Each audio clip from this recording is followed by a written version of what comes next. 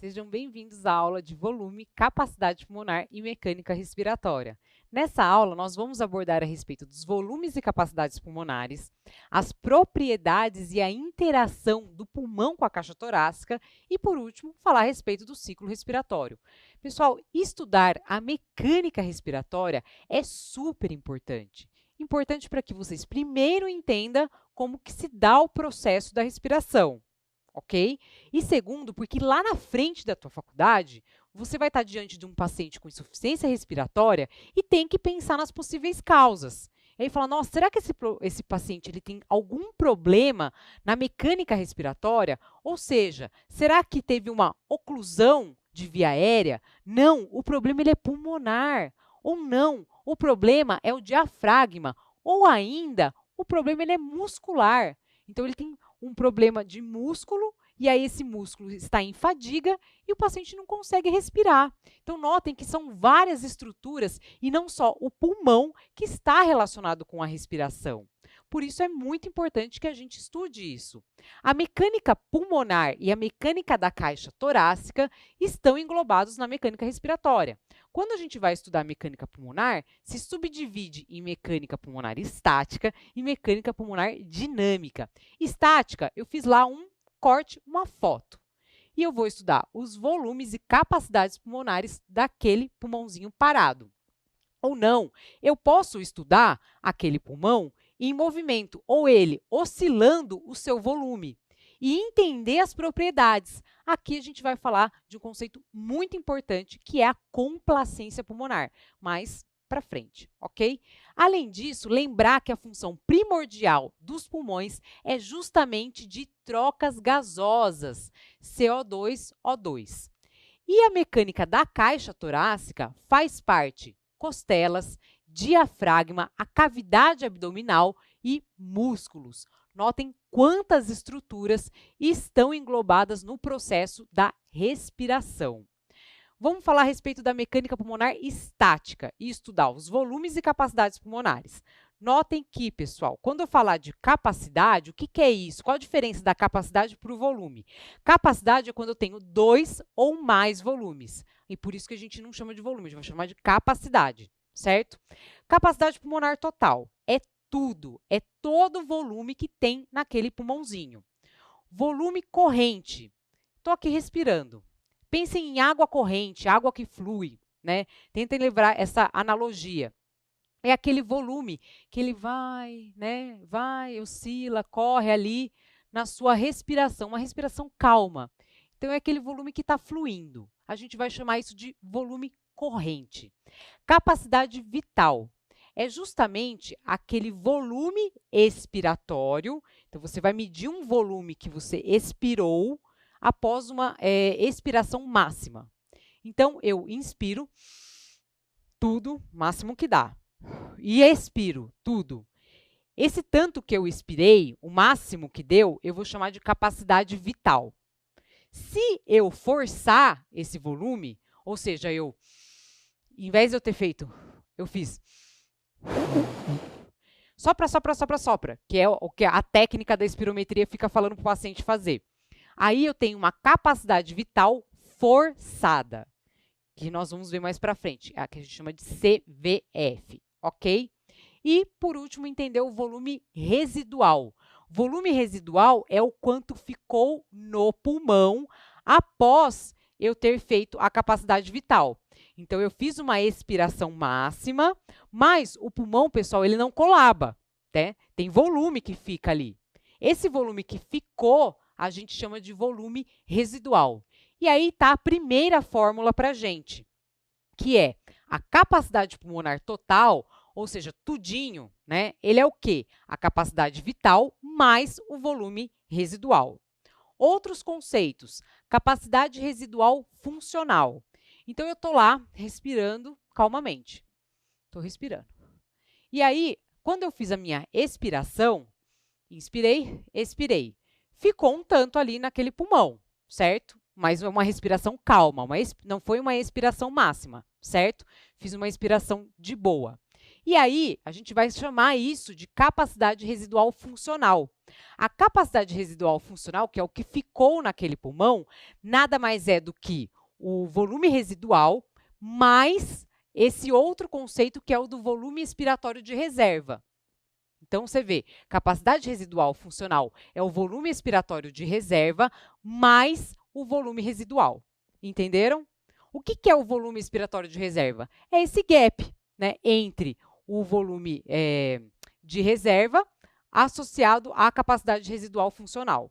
Certo? Deu para entender isso? E aí, a gente tem que entender também que a capacidade inspiratória nada mais é do que volume corrente com o volume inspiratório de reserva. Não falei expiratório, falei inspiratório. Para a gente entender melhor tudo isso, colocar no gráfico, tá? Senão a gente vai começar a misturar as coisas. Olhem ali, CPT, tá vendo? Vamos lá do começo. CPT, capacidade pulmonar total, é tudinho, não é? O que é a CPT? Não é justamente a capacidade vital com volume residual? Não falei isso para vocês? Então, notem que se eu pegar essa flechona mais a flechinha, vai dar a minha CPT. Olha que interessante, isso, né? Meio tranquilo. Vamos lá, então, na capacidade residual funcional, que eu falei para vocês que é o volume expiratório de reserva mais o volume residual. Então, é o VER mais o VR. Se eu somar a flechinha do VER com a flechinha do VR, vai dar CRF. Tranquilo também, né? E, por último, lembrar que a capacidade inspiratória nada mais é do que a soma do volume corrente com o volume inspiratório de reserva, tá? Então, dá para entender também. Ah, o que é a CVF? CVF é o que eu falei para vocês, é a capacidade vital forçada, que nós vamos abordar mais para frente. Como que a gente pode medir esses volumes? Então, a gente tem algumas técnicas. A espirometria é a clássica, classicona, que você, inclusive, vai pedir para o seu paciente quando estiver fazendo uma investigação. Lembrar que a espirometria ela não mede o volume residual. Consequentemente, se eu não meço o volume residual, eu não vou ter a CRF e não vou ter a CPT, ok? Aqui um exemplo de uma espirometria. Outra técnica é a diluição do hélio, que aí na espirometria você vai acoplar o gás hélio. O que acontece? Esse gás ele é insolúvel no sangue. Logo, a concentração, você começa a respirar. Chega no momento que a concentração vai estar igualada entre o espirômetro, de gás hélio do espirômetro, no pulmão. E aí você consegue inferir esses volumes. E, por último, a pletismografia corpórea. O indivíduo fica nessa cabinezinha aí. E qual é o princípio maior, né? A parte de que princípio a pletismografia? Justamente de que pressão versus volume vai me dar uma constante. Então, se é uma constante, eu não posso mudar. Então, vamos ver. P vezes V é 3. É 3 e sempre vai ser 3. Então, se eu aumento pressão, eu tenho que diminuir volume. Se eu diminuir volume, eu tenho que aumentar a pressão. Então, a partir dessa constância e de você ter isolado esse indivíduo numa cabine, por isso você consegue fazer isso, é que vai se inferir os volumes e capacidades pulmonares. Quais são os determinantes do volume pulmonar, né? E aí a gente já entra num conceito muito importante que está associado não só ao parênquima pulmonar, mas também com a caixa torácica, que é a complacência. O que é complacência? Complacência é a capacidade de distensão do seu sistema. É isso, complacência é a capacidade de distensão de um sistema. Guardem esse conceito. E aí a gente entende que a complacência, ela é inversamente, tá? Não é proporcionalmente, tá, pessoal? Ela é inverso das propriedades elásticas. Por que isso? Vamos supor que você está lá fazendo o teu pilates, o seu treinamento funcional. Lembra daqueles elásticos? Tem elásticos com várias cores, né? Tem uns que são fraquinhos, tem uns que são fortes. Os elásticos que são mais fortes, eles têm maiores propriedades elásticas, concorda? Ali tem mais elástico. Só que, poxa, para você fazer um exercício com aquilo, você morre, entendeu? Então, você não consegue distender aquilo com facilidade. Então, se complacência é a minha característica de distensão, eu entendo que se eu pegar aquele elástico forte, ele pode ter mais elástico, mas a minha complacência ela é mais baixa. Se eu pegar aquele elásticozinho de boa, eu faço um exercício tranquilamente. Então, a complacência, ela acaba sendo maior, quanto menos elástico eu tenho. Então, se eu tenho um paciente que tem uma fibrose pulmonar, vamos supor que esse cara aqui tem uma fibrose. O que é a fibrose pulmonar? Nada mais é do que cicatriz pulmonar. Então, cicatriz não é elástico? É elástico, né? Então, eu tenho muito elástico no meu pulmão. Se eu tenho muito elástico, como que é a complacência? Baixa. Agora não. Esse indivíduo aqui ele tem enfisema pulmonar. Está destruído o pulmão. Então, eu não tenho tecido. Consequentemente, se eu tinha o meu tecido elástico, ele diminuiu. Se ele diminuiu, a minha complacência nesse indivíduo ela aumentou. Ok? Então, lembrar também que a complacência ela não é só do pulmão. Também tem complacência da caixa torácica. E o principal que dá essa complacência é justamente a parte muscular. Outro conceito que vocês têm que ter é de volumes expiratórios forçados para a gente poder analisar a nossa espirometria e fazer alguns diagnósticos, ok? A gente tem, então, a capacidade vital forçada, que é o que a gente falou. Então, inspirei o máximo que deu, vou expirar, só que vou expirar com força. A mulher vai ficar do teu lado assim, sopra, sopra, sopra, sopra. Aí você vai, tudo, ok? Então, esse tudão que você expirou é a sua capacidade vital forçada. No primeiro segundo, que ela ficou lá na tua orelha, sopra, sopra, sopra. Então, no primeiro segundo, você expirou um tantão bom, tá? Esse tanto que você expirou no primeiro segundo é a VF1, 1 de 1 segundo, ok? E aí, a gente tem uma relação, que é a relação VF1 sobre a CVF. O que é essa relação? Essa relação traduz muitas coisas para nós, mas, num geral, numa pessoa normal, nós esperamos que da sua CVF, né, praticamente 80% já foi expelido no primeiro segundo. Então, a relação normal de um indivíduo é que a VF1 sobre a CVF é de 80%. Vai lá para o gráfico. Estou lá, indivíduo normal. Vamos lá no indivíduo normal. Então, você tem ali a VF1, que foi o tantão que você conseguiu expirar em 1 segundo, e a CVF, que foi tudo, foi o tudão, ok? Se eu tenho um paciente com uma doença pulmonar obstrutiva, o que vai acontecer? A mulher está lá, sopra, sopra, sopra. O homem não consegue, ele tem asma. Como é que ele vai expirar se a via aérea está obstruída? Então, a sua VF1, ela diminui muito. Ele não consegue expirar aquele volume, ok? E a sua CVF, consequentemente, também vai ser menor, entendeu? Então, a VF1 ela é drasticamente menor do que a sua CVF. Consequentemente, a relação VF1 sobre CVF num paciente com uma doença pulmonar obstrutiva, ela está diminuída. Agora, vamos pegar o nosso paciente com fibrose. O problema é o parênquima pulmonar ali, né? A fibrose, uma doença restritiva.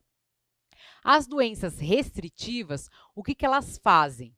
Elas diminuem VF1, diminui CVF também. Só que essa diminuição ela é proporcional, ela não é tão gritante, porque a VF1 do cara com doença obstrutiva ela é muito baixa. Agora, quando você vem aqui, ela é menor? É, mas ela é proporcional à CVF.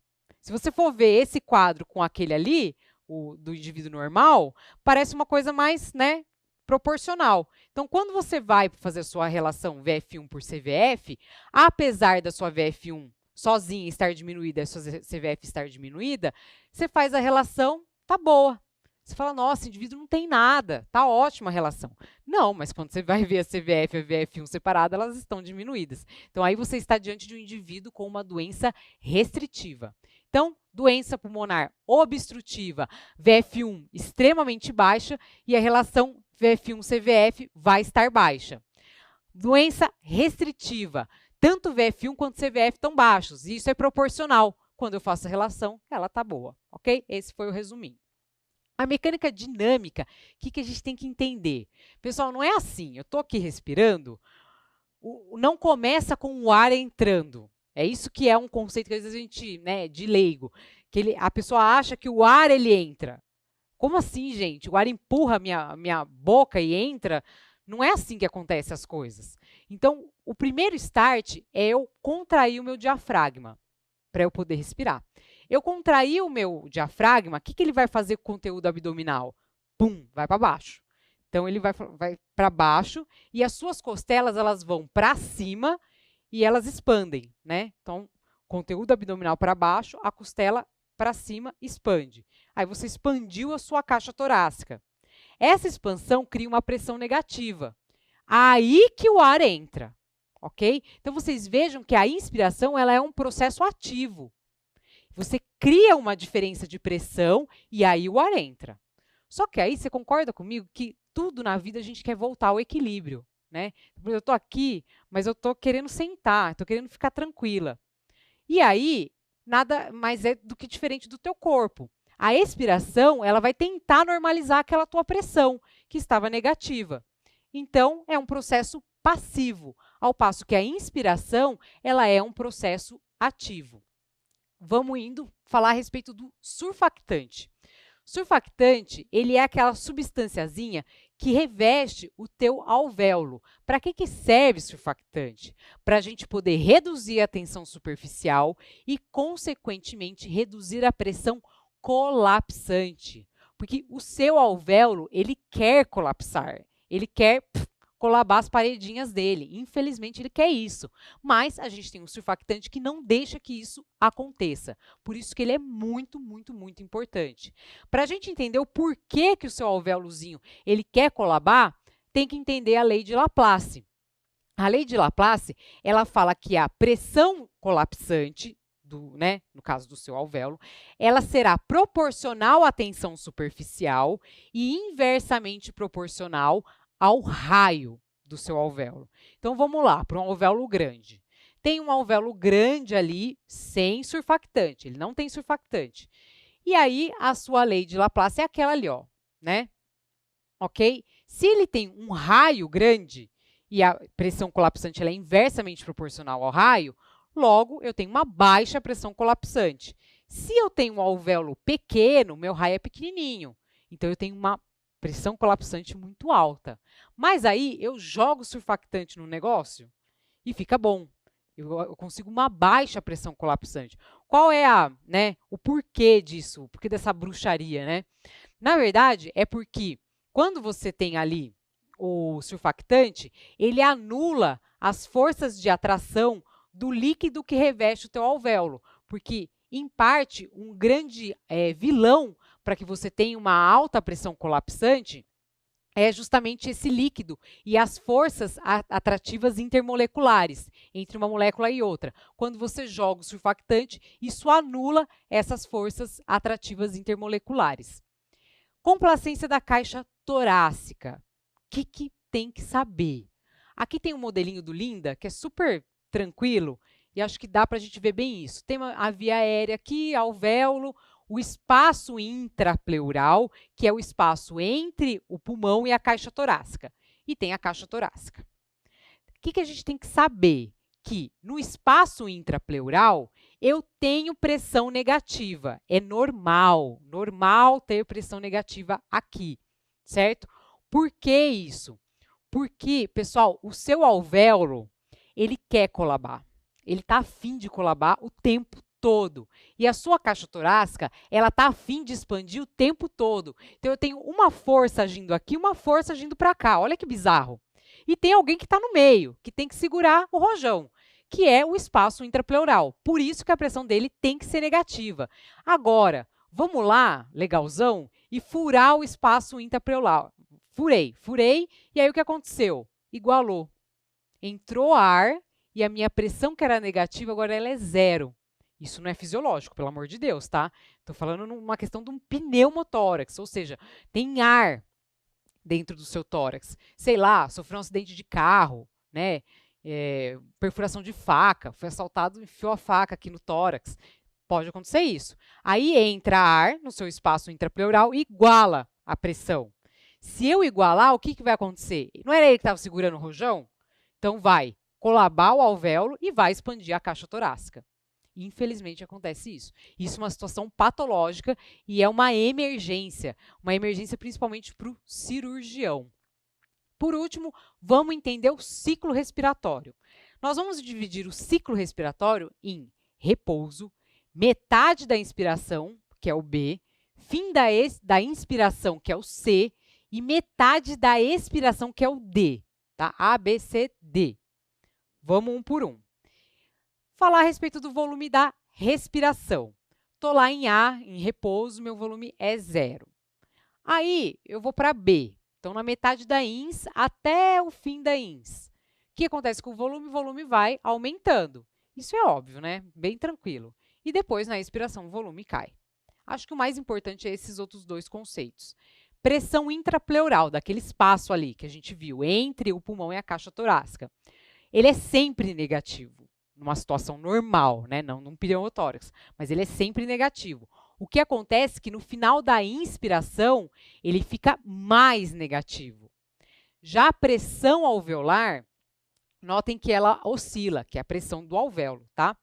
A pressão alveolar, ela começa em 0, no repouso, e aí ela negativa e volta para o 0 no final da inspiração. Quando você vai expirar, ela positiva e depois volta para o 0. Para a gente entender um pouquinho melhor, vamos dividir essas partezinhas. Então, estou lá no repouso. No repouso, pessoal, a pressão alveolar ela é igual à pressão atmosférica. Olha lá, PATM, que é quanto? 0, certo? Não tem fluxo de ar, ok? Não tem nada de fluxo. E a minha pressão intrapleural, eu falei para vocês, ela é sempre negativa.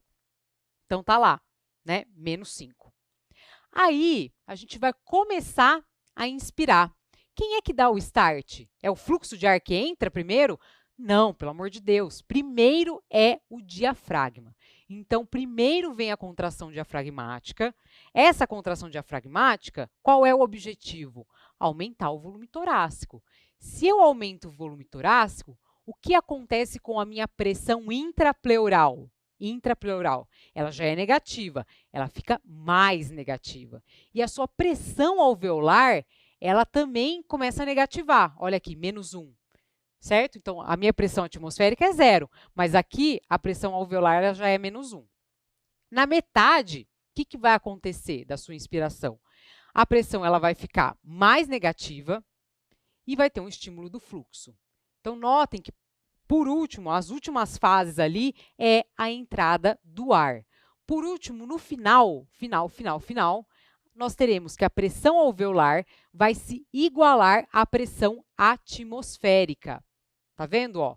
Então, menos 1, terminei ali, ó, fiquei no 0 a 0. Agora, vamos para a expiração. A expiração, já falei para vocês, é um processo passivo. A pressão alveolar, ela estará positiva. Ela começa no 0, mas aí a gente viu que ela vai positivando. Consequentemente, ela é maior do que a pressão atmosférica. Se ela é maior que a pressão atmosférica, o que vai acontecer? Saída de ar. Então, a gente tem um fluxo de ar para fora. Pessoal, foram pontos muito importantes da nossa aula, falar a respeito dos volumes e capacidades pulmonares, propriedades e interação do pulmão com a caixa torácica e, por último, vimos o ciclo respiratório. Essas foram as referências e até a próxima aula.